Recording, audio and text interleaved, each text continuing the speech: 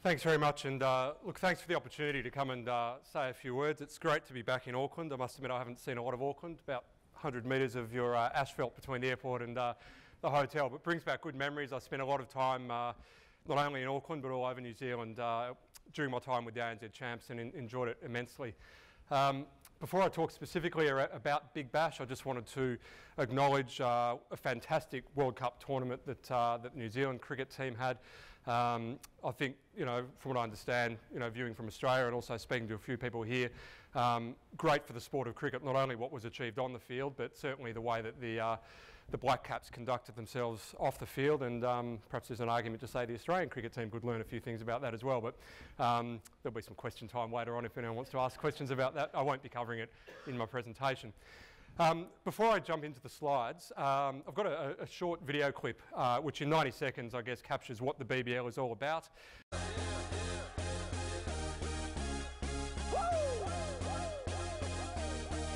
Let's go! In the house tonight. Everybody just have a good time. I can feel this, baby. Don't make you lose your mind. Yeah. We just wanna see you shake that.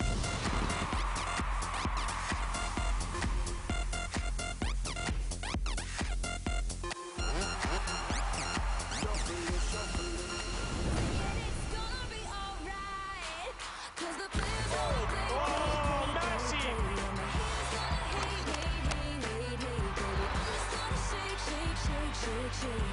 off, shake it off. Heartbreak is gonna break, break, break, break, break. And the break is gonna break, break, break, break, break, baby. I'm just gonna shake, shake, shake, shake, shake. I shake it off, shake it off. Oh, brilliant! Unbelievable!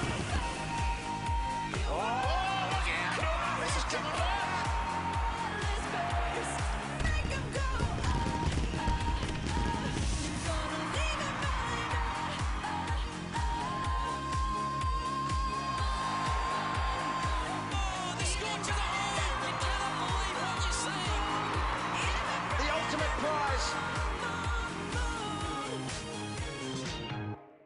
So in 90 seconds or so, a real clip for the traditionalists amongst cricket administrators there, and I guess highlights what Big Bash is all about, and that's largely what I'm going to talk about over the next half hour or so.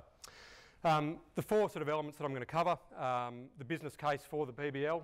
It is here for a very specific reason, and I'll talk a little bit about that. The BBL perspective on putting fans first. I'll talk a little bit about what we think we've done well and where we've had some success, but more importantly, I guess, where we can continue to grow, and as part of that, what role, I guess, the time that we've spent in the US, who arguably are the best practice in terms of fan engagement, what we've learned and how that can be applied to BBL. Just to offset the Taylor Swift, Katy Perry music, we've got a quote from Charles Darwin. And, in many respects, the words you see up on the screen at the moment really are the inspiration behind the BBL. It's not the strongest of the species that survives, nor the most intelligent, but the one that is most responsive to change. And, we've heard a lot today about how society is changing and how it's important that we need to change ourselves to meet the needs of our customers. But I think cricket is an interesting sport. It's a very, very big sport globally. It's been around for 150 years. Changed very, very little for the first probably 100 years. And the product in Test cricket that we see today really isn't that different at all from the product that we saw 150 years ago being played for the first time over in England. Having said that, in the last 30 or 40 years, cricket has changed dramatically. And we look at the introduction of World Series cricket in sort of the mid to late 70s, and more recently the introduction of T20 cricket. So I guess when you talk about adapting to your environment, for a sport that is, I guess, recognised as being very conservative and very traditional, in many respects cricket has led the way. And specifically in terms of the BBL, there's a statistic that, and a piece of research, again we've heard a lot about research today, that was identified probably about 6 years ago, that was quite alarming. And I'm sure all the sports in the room today, you survey participation rates and interest and passion for your sport. I'm quite happy to share this insight with you today. Cricket was ranked the 6th favourite sport by those aged between 5 and 15 in Australia, number 6. So AFL, rugby, basketball, swimming, others, and that was quite alarming. So this is at a time that cricket is prospering, cricket is doing very well. You know, we either could do nothing about that and say, well, let's worry about that down the track, or we'll do something about it, and to an extent that's where T20 and the BBL was born. Cricket Australia's vision statement, and again, I'm sure all the sports in this room have them and they all probably look quite similar to this. It's about being Australia's favourite sport and a sport for all Australians. This is a photo that was taken at the MCG 2 years ago on Boxing Day. It was a world record crowd for a day of Test cricket, over 91,000 people. So when you look at that mission statement, you say cricket wants to be Australia's favourite sport and a sport for all Australians. That's a pretty compelling number, and we saw only a couple of weeks ago at the MCG, I think, another world record crowd of over 93,000 for the World Cup final. I guess the interesting thing about this photo in terms of the Boxing Day Test is if you actually get behind the fence and walk around the crowd, you're going to see similar faces to this. Now this is actually taken from England, hence the ties. But it's really there for illustrative purposes, and what it tells us is that while Test cricket is very, very strong today, it certainly skews very strongly male, and it skews even more strongly towards an older audience. So when you look at the report card for Cricket Australia, you know, we could stand here today and say, how are we travelling in terms of our objective of being Australia's favourite sport? Probably give that a tick. TV ratings strong, massive crowds. But are we actually a sport for all Australians? And the jury is very much out. The research I touched on before in terms of those younger fans who are not as engaged in cricket as they were in a bygone era, there's work to be done there. And there are also discussions earlier today around, you know, the changing nature of multicultural communities and immigration, and again that's certainly the case in Australia. So you know, I think we've had some success in terms of our mission, but certainly not all the way. So what does it mean to put the fan first? There's probably two perspectives that we will look at that from, and again we're going to go over a little bit of old ground here. One is the customer perspective, and making sure the customer is central to everything that we're doing, but equally importantly, understanding what's the market that we're operating in. And I think Cricket Australia is doing some of those elements well, but others perhaps not so well. In terms of understanding the customer, I think this quote from our colleagues over in the States, the San Francisco Giants, probably best sums it up. Sell to the customer what the customer wants, not what you want to sell. And it's pretty simple. When you actually break down what we're trying to do, I think if we all lived and breathed that mantra, we'd all be doing a pretty good job. But I'll challenge everyone in the room to actually think carefully about that line and, you know, how many of us actually do it? I know Cricket Australia certainly hasn't done it all the time. We're trying to get better at it. But it was interesting. We were having a chat over lunch, and I think it was a good example, I guess, of how in sport and probably other industries we are still quite operationally driven. And more often than not, we stumble into an example of putting the customer first. And we use the example we were talking about was in 2011 when the Rugby World Cup was being played in New Zealand. Bear with me on my terminology here, but I think it was the NPC, which traditionally ran over an extended period of time, had to be compressed. Their season was compressed because of the Rugby World Cup. And what the fans actually, through TV ratings, said at the time was they loved it. A game on every night, and they responded really positively to that. And from what I understand, the NPC largely reflects that structure still today. But that wasn't based on any particular piece of research or a customer need or an insight. First and foremost, it was done by New Zealand Rugby Union and the World Cup Organising Committee because of the operational requirement. The fans said, hey, we like this, so it stayed. So I think that's interesting. If you can keep that in your front of mind and keep reminding yourself and try to be as true to yourself as possible, I think that's a pretty good mantra to live by. What does that mean for us? Give the customer what they want and not what the sport wants. What are we actually trying to sell? Well, in Cricket Australia's case, we sell a lot. And every sport's probably got an example of this. We sell national teams, we sell domestic teams, we sell national competitions, domestic competitions, we sell participation programs, overseas tours. And it can get pretty confusing. We actually look at all of our different brands up there and think back to what is our vision to be Australia's favourite sport and a sport for all Australians. All these different products here play a very different role in contributing towards that overall objective. Stripping that back into more simple terms, We've effectively got three, I guess, what you call consumer-facing products. On the left-hand side, we've got the Test Series and the One Day International Series, and those are all about winning trophies. And it's as simple as that. The success of those products will be determined by who's standing on the podium and who's holding up the Ashes or the World Cup at the end of the day. In the middle, we've got our domestic competitions. We've got the Sheffield Shield, which is the equivalent of the Plunket Shield, and our domestic one-day competition. That's all about generating or producing the next generation of cricket players to win the trophies on the left. And traditionally, for over 100 years, that's where cricket administration, where Cricket Australia has focused its resources. What's happened in more recent times is we've introduced the BBL with a very, very specific purpose. And the purpose of the BBL is to produce the next generation of fans. In the same way that the Sheffield Shield is there to produce the next generation of players, we are there to produce the next generation of fans, and that is our single and sole reason for being. The BBL is effectively the customer acquisition arm of cricket in Australia, and it's an investment to make sure that cricket continues to prosper, not in the next 5 to 10 years, but in the next 30, 40, 50 years' time. It's an investment that Cricket Australia has spent a lot of money on. The return on that investment is attracting new audiences, not so much financial in the short term anyway. But again, you think back to our mission, our vision statement, it's an important part of the mix, and it's a part of the mix that that didn't really exist, only 5 years ago. I think a lot of people, we've only been around for 4 years, but we have been successful in that time, and people say, well, what's the key to the success? I actually think it's having that really, really clear view and that single-minded focus on why we're here and being true to that and trying to align all of our stakeholders to deliver on that. There's no shortage of cricket competitions played in Australia. And we saw that on the previous slide, you can see it on this slide. But the BBL is there for a very different reason, a very specific reason, and we've got to be very, very true to ourselves, thinking back to what do our customers actually want out of the BBL, as opposed to what do we think it should be. Understanding the market is another perspective that I've touched on. The BBL runs largely from start of December through to the end of January.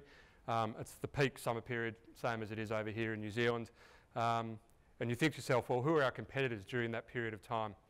The logical answer when you think it through is the A-League, who are a domestic competition, a very successful competition and growing.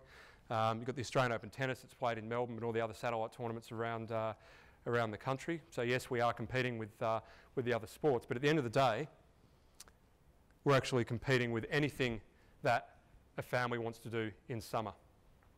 Again, if you think our reason for being is to attract new audiences with a focus on families and kids, well, some families and kids are going to the A-League, some families and kids are going to the tennis, but when you actually think of the size of the market and the opportunity for us to grow, you've got sports fans, and that's a certain percentage of the market, and then you've got families with discretionary leisure time who are looking for things to do. Much, much bigger opportunity for the Big Bash League, and that's where we need to focus our efforts. So if in fact this is who we're competing with, we've got to make sure that our product and everything about our product, from the experience you get on the night of the match through to the way that we promote it, is consistent with the way that these other events are positioning themselves in the mind of the family. And it's not just any family, it's a family, we call them sort of passives. So they're not necessarily cricket fans. If they're already cricket fans, they'd be going to ODIs or test matches. We've got to go after the passive family who, they don't hate cricket, they're not against it, but it wouldn't come naturally to think to them to go to a game of cricket during the summertime. Again, we're all about customer acquisition for families, and that's where we need to make sure our focus is. So our objectives are quite simple. To broaden and diversify cricket's fan base, attract new fans to the sport with a focus on kids, families and females. So when we sit down at this time of year, we reflect on everything that cricket's achieved over the last couple of months, and make no mistake, it's been an enormous summer of cricket when you think back to the Phil Hughes tragedy back in November. We then had a long Indian tour, we then had a World Cup, and the Big Bash was in the middle. There's only one thing that the BBL is going to be assessed on, whether it was successful or not, and it's these three objectives just here. In terms of how we bring that to life, I've sort of spoken a bit about the theory. Well, in practice, this is the brand essence of the BBL, and there aren't too many surprises, hopefully, on that slide. It's about entertainment overdrive, creating heroes, glamour and celebrity, fun and exciting, modern, and city-based rivalry. you know, I think in the same way, and it was interesting listening to the Les Mills story and 2 Degrees, we've got to be careful that you don't try and be all things to all people, and the BBL is certainly not. We are not there to service the traditionalists. Cricket has other products to look after those fans, and there's a lot of them in Australia who just want the traditional form of the game. The BBL is not for them. It's probably for their grandkids, I guess is the best way to summarise that. But that is our brand essence, and we've got to be true to that. And every element of the BBL needs to reflect those brand values. In contrast, this is the equivalent slide for Test cricket. And you know, a lot of strengths that cricket has play out in this slide here. It's not about throwing out all the good bits that cricket as a sport has going for it. That tradition, the rivalry, pride, it's iconic, part of the Australian summer. We've got to make sure that we're playing to those strengths, but obviously they're not resonating with new audiences. So creating a product that that actually has the ability to capture the new audience. A couple of specific examples of in BBL how we actually again bring that to life. Hopefully you've all seen the Zing Stumps, which was a proud BBL innovation back in BBL 02, probably 3 years ago. We're very proud to see them being used in the World Cup recently. And just a short story about how they came about. We were approached, it's probably only about a month out from the season, so it would have been sort of early November, by a couple of guys out of Adelaide. There was a lawyer and the mad scientist, and they had this idea. And the idea was to create a set of illuminated stumps and bales. And they saw the little pot of gold sitting at the end of the rainbow for them. It was a time that more and more technology was being introduced to cricket, and their idea was that this would be the next evolution of DRS, the decision review system. You've got Snicko and Hotspot and all these other elements of technology, and they came to us with this idea to say, well, this is the next stage. So it's going to help with run-out decisions and stumpings, etc. It's interesting. We kind of heard what they had to say, and most of it sort of went over our heads because when we saw it, all we could think about was, kids are going to love this. This is awesome. And for new fans coming to the game who are sitting 100 metres away from where the action is and you're looking for a little bit of wood, it's about that big flying off the bale, you can't even see it. This is fantastic for our new fans. So again, I'd like to say we actually originally came up with the idea and brought it to life, but it was brought to us from an operational cricket perspective. We grabbed it from a fan perspective, and it is what it is today. And it's been one of the great successes of the BBL. You know, we do a lot of research, and one of the things that people tell us is how good are the stumps. It's amazing. So taking something that's been part of the game for over 150 years, enhancing that, and really bringing that to life. Equally, when we look at our schedule, as I said, we play, you know, in summertime during the school holiday period. A couple of years ago, we were having a debate around should we actually schedule a game on New Year's Eve. And again, attending a game of cricket on New Year's Eve doesn't really come naturally to people, but we looked around the different markets and we looked in Adelaide, and what we found is that on New Year's Eve in Adelaide, about 30,000 people, largely families with kids, were gathering right outside the Adelaide Oval for the 9:30 fireworks show. They were going there anyway. And then you've got the Adelaide Oval that's sitting there empty. So we thought to ourselves, well, if we're all about families and engaging kids and new audiences, why don't we play a game of Big Bash from 6:30 to 9:30? It's priced really well, great night of entertainment, it's safe. Families are always looking for things to do on New Year's Eve. That's a guaranteed good night out, good value. You can stay away from the troublemakers at midnight. We played the game. For the first time 2 years ago, we had 35,000 people there that night. Season just gone, we had 45,000 people at the Adelaide Oval, and it will be a sellout next year. And that's a new tradition that's been created overnight. But again, thinking through the perspective of the fan, what is the fan looking for? If we're about families, let's take our products to where the families already are, put on a good show, and the rest is history. And then there's everything that goes on around the game itself. You saw in the video clip there a whole lot of things that you probably wouldn't expect to otherwise see at a game of cricket. I think one of the interesting things with BBL is what we're not trying to do, and we need to be very clear, is take a product that we think is lacking, it's a dud, it's boring, it's slow, and then try and compensate for that in terms of other things in and around the ground. I'm a cricket fan. I'd probably consider myself a traditional cricket fan. I love Test cricket, and the cricket that's played in BBL is awesome. We've got some of the best athletes from around the world, amazing skills. These guys are playing, you know, really, really seriously. There's very high stakes, but it's not enough. If we're about attracting new fans, there's plenty of other good cricket that's played. There's Test cricket, one-day internationals, that's been around forever. So we need to make sure that the entertainment proposition for BBL is broader beyond just what happens on the field. If we're competing with theme parks and cinemas and the beach and picnics, you've got to make sure that the entertainment proposition for our target audience extends beyond the game of cricket on the field. And that's why you see Krusty Demon motorbikes, flames, fireworks, a woman upside down on a trampoline. And the two have to work in hand. It is a balancing act. We've got to make sure that we've got to be respectful to what happens on the field. We don't want to become a circus. It's got to be sustainable. So we want people to love their teams as well as enjoy a great night of entertainment. But unapologetically, we lean towards the entertainment side of the offering. One of the interesting things that we're thinking through at the moment, and this is a real test of offer what the customer wants, not what the boring cricket administrator wants, is a concept called catch and keep. And for those of you who are familiar with what they do in Major League Baseball, anytime a ball goes into the crowd in baseball, basically stays in the crowd. So the little kid who goes to the game idolising his heroes, ball flies into the crowd, he gets to keep that ball and go home and take it to school the next day, and instant lifelong memory for the kid. What we're debating is, should we introduce that into the BBL? Same principle. Any ball that goes over the fence stays over the fence. If you look at it purely from the fan perspective, it's a no-brainer. Why wouldn't you do it? It's about 250 sixes, well actually 300 sixes that are hit in the BBL. It's about 10 a game. So that's 10 instant memories that we're creating at every BBL game, and those kids are going to go and tell their friends, and they become lifelong fans. Problem is, in cricket, the ball and the deterioration of the ball over 20 overs is an integral part of the game. In baseball, it's actually the opposite. The ball stays almost pristine, and the newer the ball, the better. And you can imagine the discussions we're having with the Players Association and internally with our cricket operations department about where is that fine line between enhancing the product, enhancing the fan experience, and impacting the integrity of the game.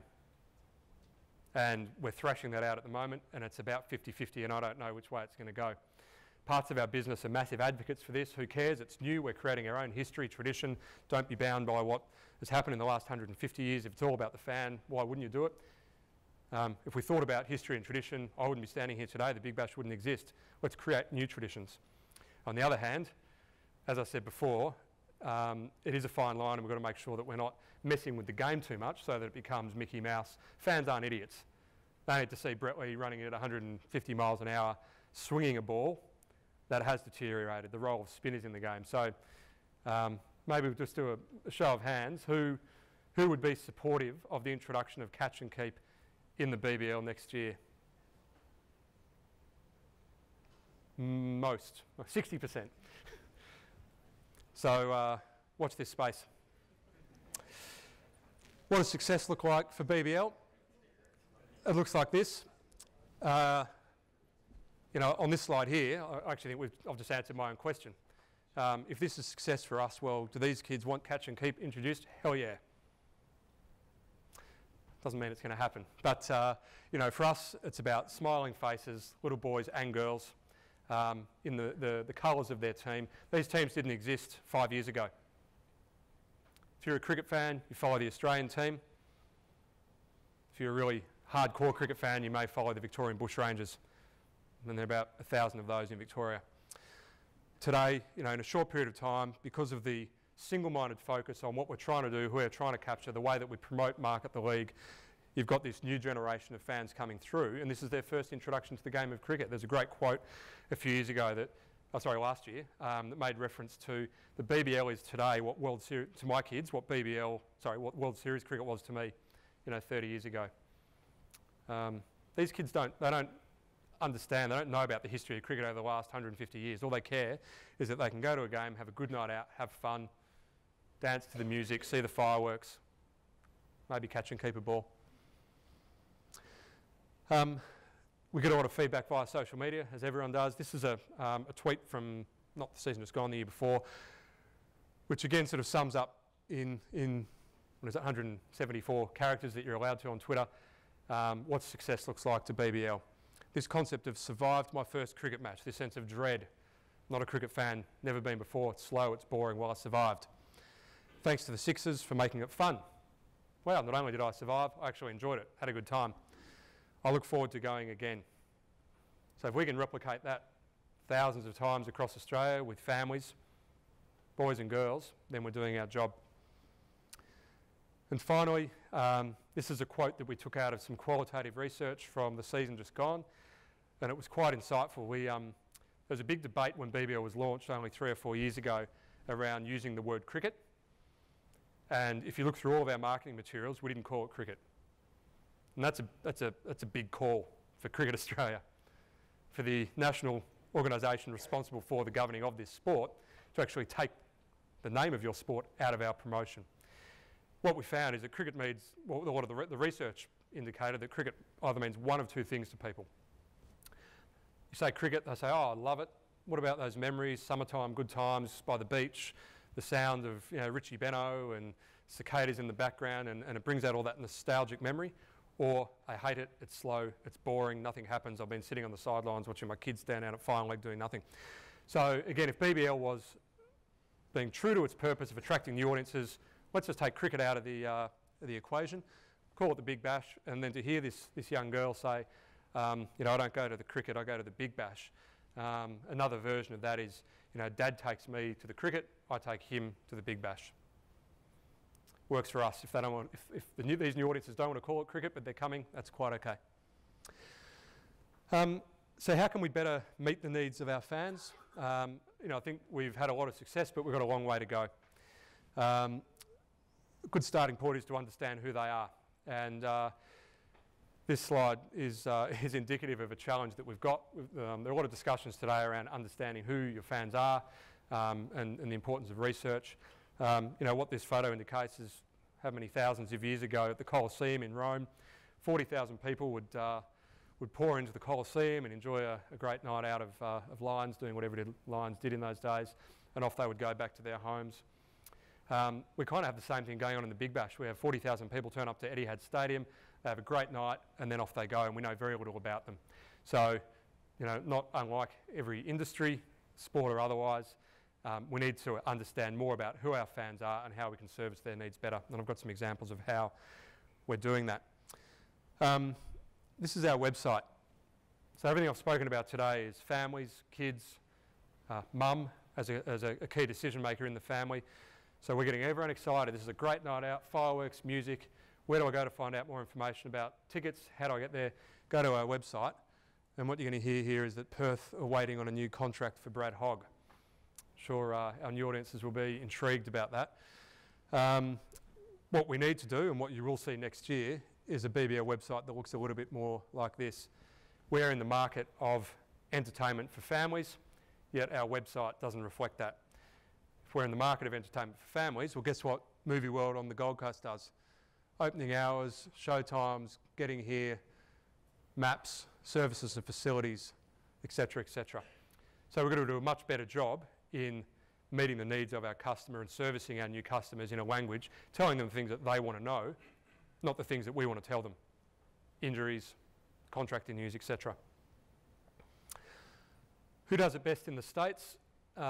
In my short experience, the Dallas Cowboys do it the best. Now remember, the difference between Australia and New Zealand and probably the States is in Australia and New Zealand, we're largely national sporting organisations who are responsible for generating commercial revenues, which are largely generated back into the sport, into community grassroots participation. Very different in the States. They're in it to make a buck, and it's all private ownership. And the NFL is a great example of that. What the NFL are also in the business of is generating new fans, growing the size of their market, and probably 20 years ago, the NFL and their competing teams identified that engaging women was a significant growth opportunity for them, and they've done an amazing job at that. They talk about the fact that we're not doing it because it's the right thing to do, we're doing it because it's the right business thing to do. It's got commercial outcomes. This is the Dallas Cowboys website. I'd like to say it looks like the Big Bash one, but it actually looks a lot better. But what you'll see here is it talks about draft combines, injuries, salary caps, etc., etc. And this is here to service their hardcore football fans, and there's plenty of them. I think they've got 8 million Facebook fans. What they've done, though, in being very smart, is created an additional site, a complementary site, by a group of fans who have different interests in the Dallas Cowboys. The group is called 5 Points Blue. The website is 5 Points Blue. I'd encourage you to go and have a look at it. And what it does is it talks to a different segment of Cowboys fans in a very, very different language. Should a stadium provide a nursing suite for mums and babies? Parents or players, who should be the role model? 5 Points Blue talks healthy snacking on game day. Unheard of in terms of the world of professional sport. But I think it's a great example, and in my experience, probably the best case study I've come across in terms of servicing different fan groups in different ways. Your hardcore NFL fans don't want to hear about, and Dallas Cowboys fans don't want to hear about smoothies in the same way that your new fans and fans who are just interested in the entertainment don't want to hear about draft combines. So important, understand your market, service different elements of the market in different ways. And the NFL took that to a new level themselves. They're all about female engagement. I think it was the 2 Degrees case study we heard from earlier about strategic partnerships. A great way to do that is via strategic partnerships. The NFL went and partnered with L'Oreal and CoverGirl, the official beauty sponsor of the NFL. You couldn't get a more blokey sport than gridiron, helmets and pads, yet they've gone out of their way to actually engage with a brand that speaks to a very different audience, and it becomes a win-win for them. Just a couple more slides. That's a cricket scorecard from the 80s. They haven't changed much today. And I'm not going to go out on a limb here, but they're kind of complicated. We did some interesting research this summer. And again, I think it was just the previous presentation that spoke about, there's no shortage of research out there, but the key is identifying what are the right questions to ask. So we invited some mums to come to our games in pairs. One of the mothers was a fan of cricket. She might have, either played the game or understood the game, enjoyed the game, and we invited her to bring a friend who had no interest in cricket at all. And we interviewed them outside the stadium and what their expectations were, and then we interviewed them live inside the stadium as well, and got some amazing insights. And these are 2 photos of our scoreboards. And it was a little bit alarming for us. Again, we're all cricket fans, we get it. So we don't even give it a second thought. Callis, Delport and Lee, who are they? Why are there 3 of them? What position are they? What does this mean? Who's winning? My favourite one is over on the right. What is a hopes, a cutting and a sundry? It's a very good question. To the uneducated, how's she supposed to know, or he? Another great anecdote, if you're familiar with what Duckworth-Lewis is, Duckworth-Lewis is the very, very scientific formula whereby if it rains in a game of cricket and there's a break in play, it recalculates the score. Don't ask me how it works, I don't know. We play games at Etihad Stadium in Melbourne, and we have a roof. There was a game where there was a bit of showers around, so we closed the roof, yet we still have the Duckworth-Lewis score taking up a big chunk of space on the scoreboard, because that's what we do. That's what we've always done. I was lucky enough to be at the World Cup final at the MCG, and the scoreboard at the World Cup final looked exactly like that one up there on the right. And I was sort of scratching my head saying either the World Cup's got it completely wrong, they're not giving enough information to these hardcore cricket purists, or perhaps we've got it wrong in terms of serving the same scoring information to our fans. So I guess the extended insight on that, though, is around, you've got to be careful in terms of, well, how do we then bring that to life? Clearly we've got an issue with our vision screens, the way that we score and communicate information to fans at games, but it's not about telling them everything. And that's where, as cricket people, if you locked us in a room and we said, well, what are the 5 things someone needs to know, we would probably come up with a very different answer than actually if you ask someone new to the game. And this concept of, for many, a little is enough to enjoy the BBL because for them it's about entertainment first, cricket second, quote, enough to have a conversation to not look stupid with an 8-year-old son or daughter. And that's, I guess, the insight that will be driving how we redesign our scoreboards next year. So I've got a lot more I could talk about with Big Bash League. We've got probably another sort of 5 or 10 minutes before we finish up, but happy to take any questions about anything that we've covered in that presentation or questions more generally. Any questions for Anthony?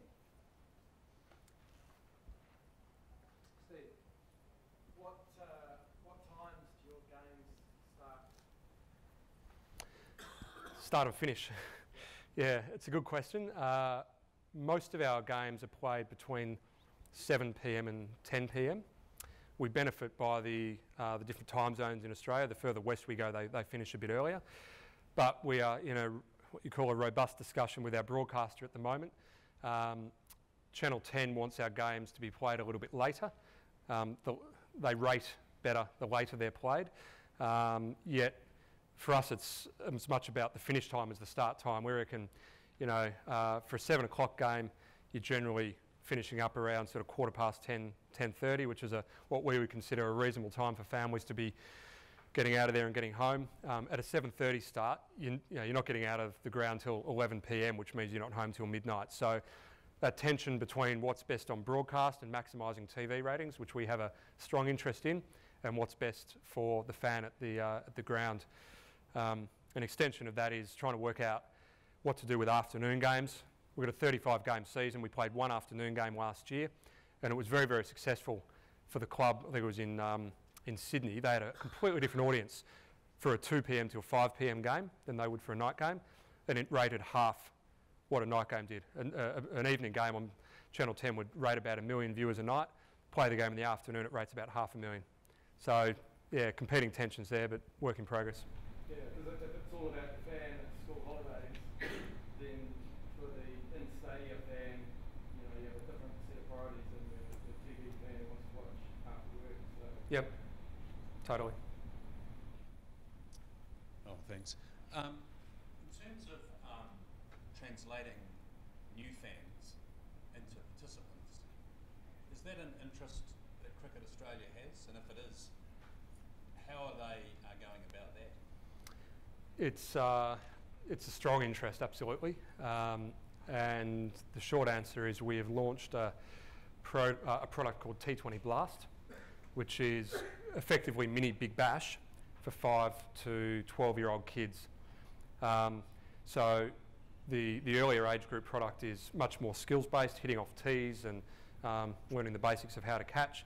T20 Blast is everything that you see in a Big Bash game. It's actually, there's music. The free T-shirt that the kid gets is very similar to the BBL club colours. It's all, everyone gets a bat, everyone gets a bowl, and it just tries to replicate the experience that you see on game night in a participation sense. So it's only about 3 years old. It's still in its early days, but I guess it's one of the competitive advantages that I think the model of having the NSO managed leagues and participation has in Australia and New Zealand, that you can leverage new fans in a consumer sense at this level and then drive them into participants at this level. So yes, we have a strong interest in it. So one of those kids would have two options. They could enter the mainstream kind of cricket pathway, or they might choose to go to a product that was more about the Big Bash. It serves to bridge the gap between skills-based introductory programs and club cricket. Right. What we found is that the younger kids who are hitting off a tee and just learning the skills, next thing you know, they're expected to bowl a cricket ball 22 yards and hit it to the boundary, which is too much of an ask. So it's there to sort of plug that gap in between and transition them from skills into the adult version of the game.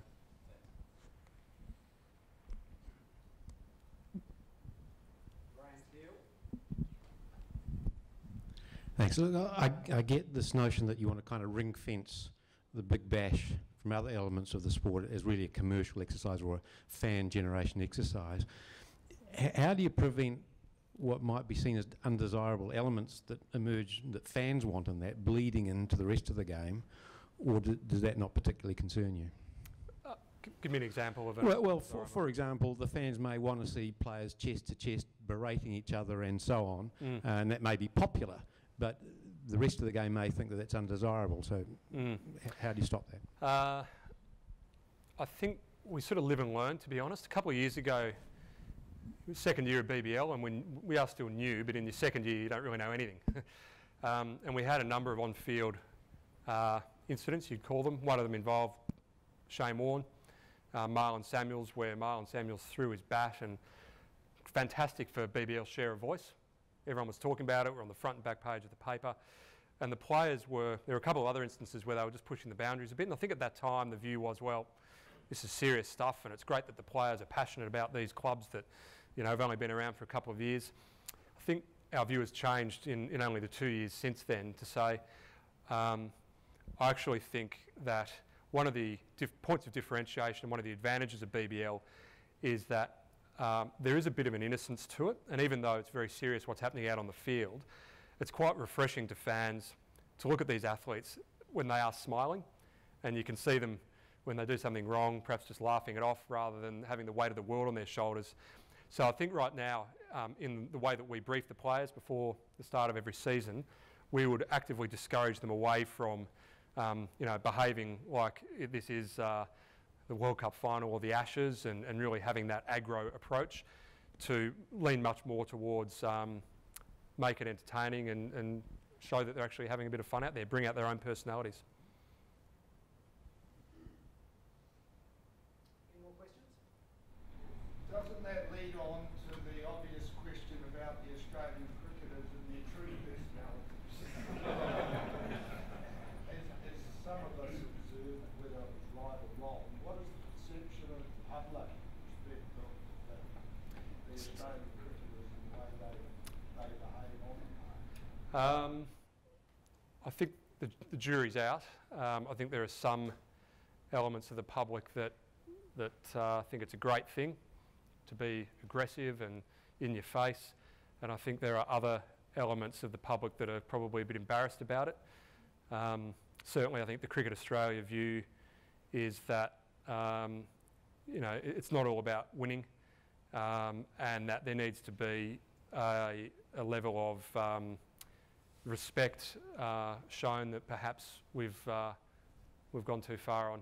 I think there was, if I'm speaking very openly, there was a degree of uncomfortableness around some of the behaviours, in direct contrast to the way that the New Zealand team conducted themselves throughout the recent tournament.